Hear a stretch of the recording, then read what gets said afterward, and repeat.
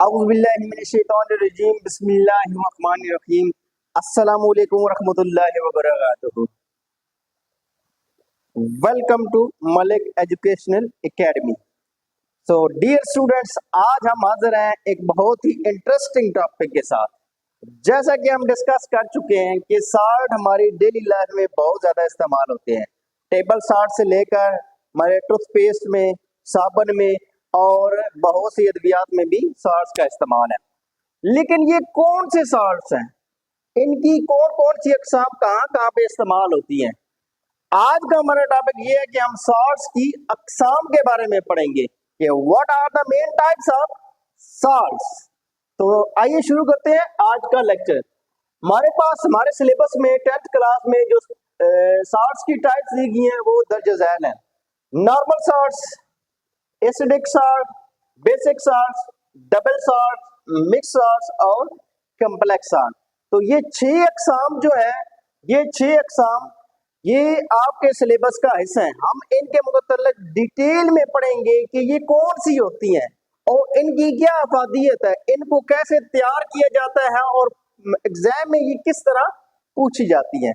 तो हमारे लेक्चर को गौर से सुनना है ताकि आपका ये कॉन्सेप्ट जो है वो 100% क्लियर हो जाए। 10th क्लास आज का जो हमारा फर्स्ट सॉल्ट है, जो टाइप्स ऑफ सॉल्ट में आप पढ़ने जा रहे हैं वो है नॉर्मल सॉल्ट। नॉर्मल सॉल्ट ये कैसे बनता है? A salt form by total replacement of H positive ion of an acid by a positive metal ion is called as normal salt. These are neutral to litmus, यानी कि students ये salt H positive ion की metal ion के साथ मुकम्मल तौर पर तब्दीली से वजूद में आते हैं। लिटमस पर इनका जो असर होता है वो न्यूट्रल होता है। इट्स मीन ये तकरीबन pH 7 रखते हैं। अब एग्जांपल्स हमने यहाँ पे पुट किए हैं कि HCl ये एक एसिड है, QH एक बेस के साथ रिएक्ट करेगा, KCl सॉल्ट प्लस वाटर बनेगा। या इस डेफिनेशन के मुताबिक क्या हो रहा है यहाँ पे कि H पॉजिटिव आयन, ये जो H पॉजिटिव आयन है ये K के साथ रिप्लेस्ड होगा।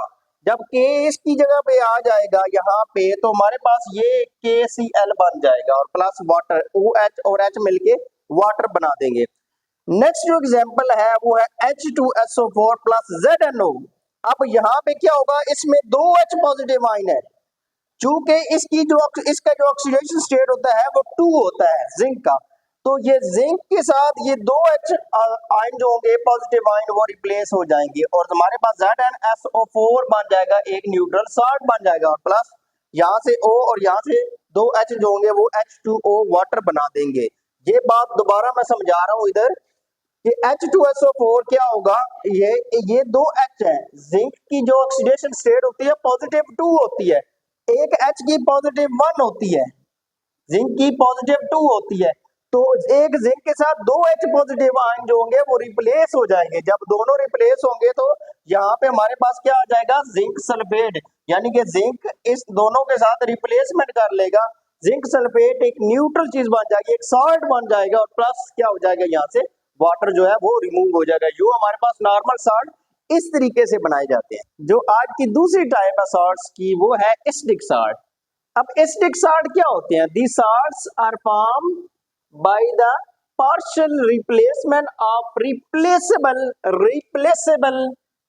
H positive ion of an acid by positive metal ion. बेटा यहाँ पर ये जो की आयन है, पॉजिटिव आयन है, कैट आयन है, बेस का कैट आयन है, वो इसके कितने H पॉजिटिव आयन को रिप्लेस कर सकता है? जितने होंगे वो आगे आपके पास जो सॉल्ट बनेगा वो सॉल्ट कहलाएगा एसिडिक सॉल्ट।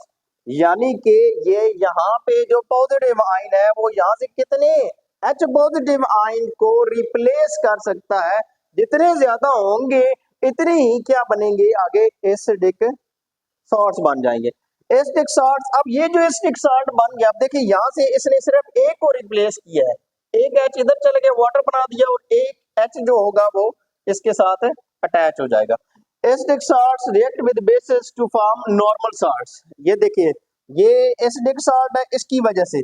तो ये किसके साथ रिएक्ट कर रहा है? बेस के साथ रिएक्ट कर रहा है, बेस के साथ। ये जब बेस के साथ रिएक्ट करेगा तो ये नॉर्मल सॉल्ट बन जाएगा हमारे पास। ये जो सॉल्ट होगा वो नॉर्मल सॉल्ट बन जाएगा। अब उर्दू मीडियम स्टूडेंट्स के लिए कि ये सॉल्ट H पॉजिटिव आयन की पार्शियल तब्दीली जो तब्दील हो सकते हैं मेटल आयन के साथ, इससे वजूद में आते हैं।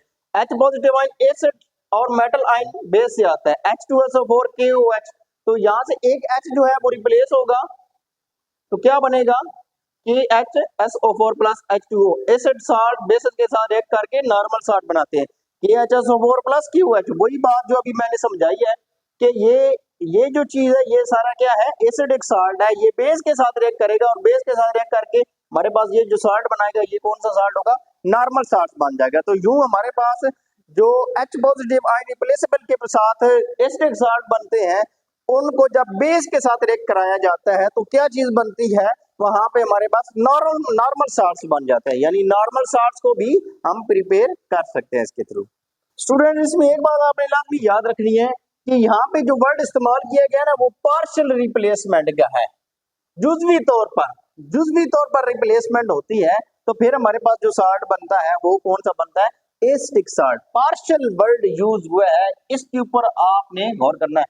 पार्शियल क्या होता है? जुजवी तौर पर, मुकम्मल तौर पे नहीं होता, जुजवी तौर पर उसके साथ रिप्लेस होता है और दोबारा उसको मेन शक्ल में भी लाया जा सकता है। और जब हमारे पास मेन शक्ल में आता है तो वो किस शक्ल में, किसके थ्रू आता है? जब एसिडिक सॉल्ट का बेस के साथ रिएक्ट किया जाता है, तो बेस के साथ रिएक्ट करके जो चीज बनती है वो नॉर्मल सॉल्ट्स बन जाते हैं हमारे पास।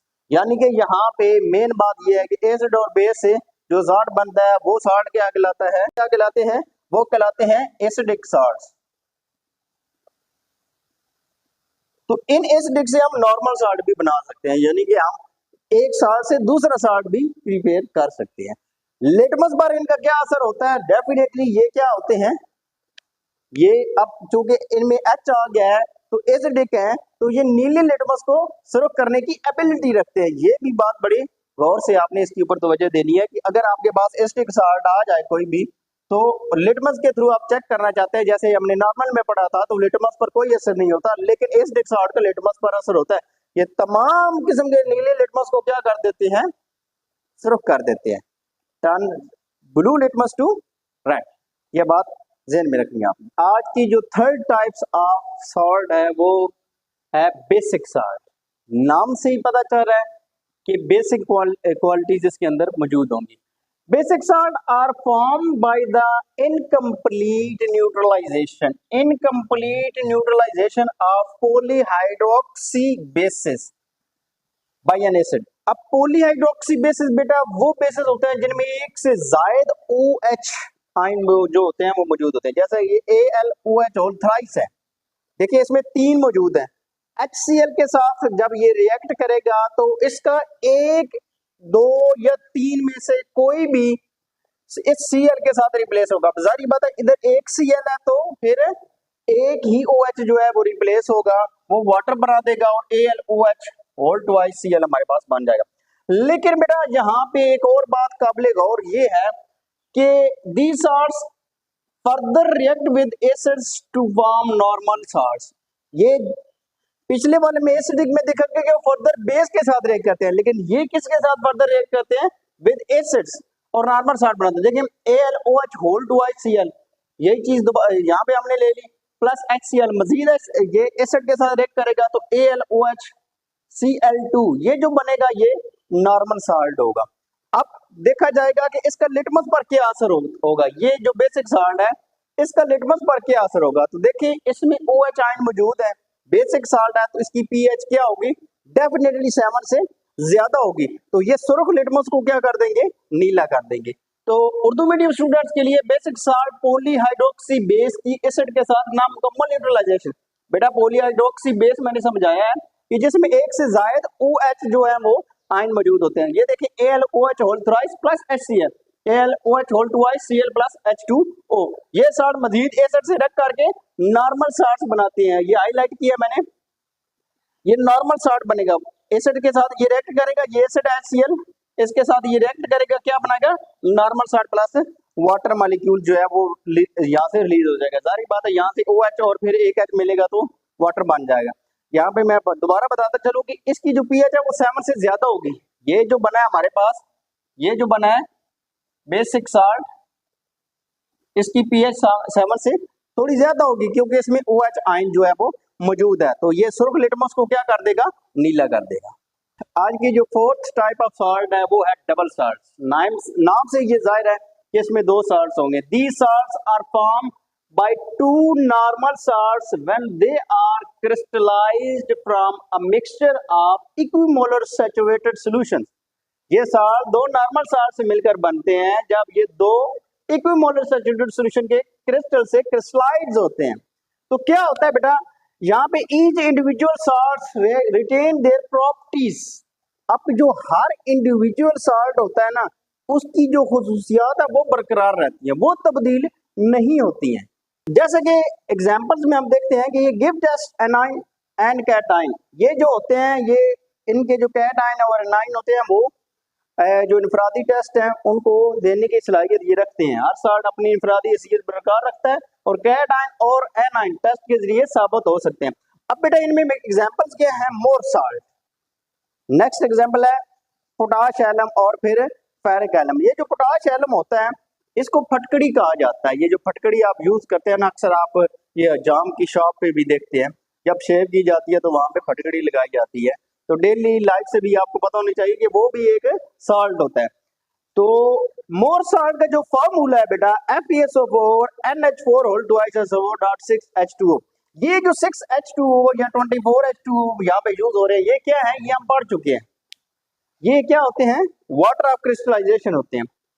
Potash alum K2SO4 Al2SO4 whole thrice dot 24H2O। इसी तरह फेरिक एलम है, ferric alum K2SO4 dot Fe2SO4 whole thrice dot 24H2O।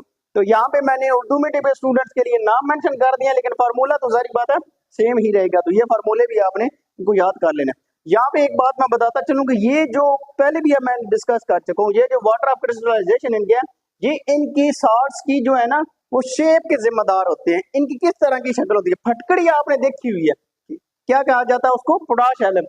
ये जो चीज दी गई है ये आपने देखी क्रिस्टल फॉर्म में होती है, जैसे शुगर होती है ना, जैसे शुगर होती है बिल्कुल इसी तरह क्रिस्टल फॉर्म में ये भी एग्जिस्ट कर रही होती है, आपने ये देखी हुई है। सो यहाँ पे जो डबल साल्ट्स होते हैं वो अपनी इंडिविजुअल हैसियत रखते हैं, बरकरार रखते हैं, वो चेंज नहीं होती है। लेकिन जब दो साल्ट इक्विमोलर मिक्सचर से जब लिए जाते हैं तो वहां पे क्या बनता है, डबल साल्ट बन जाते हैं। तो डबल साल्ट की ये जो है वो प्रॉपर एग्जांपल जो है आपके सिलेबस में दी गई है। आज की जो फिफ्थ टाइप ऑफ साल्ट्स है वो है मिक्स्ड साल्ट। ये नाम से जाहिर है कि साल्ट्स को मिक्स करके बनाया गया होगा। These salts contain more than one acidic or basic radical.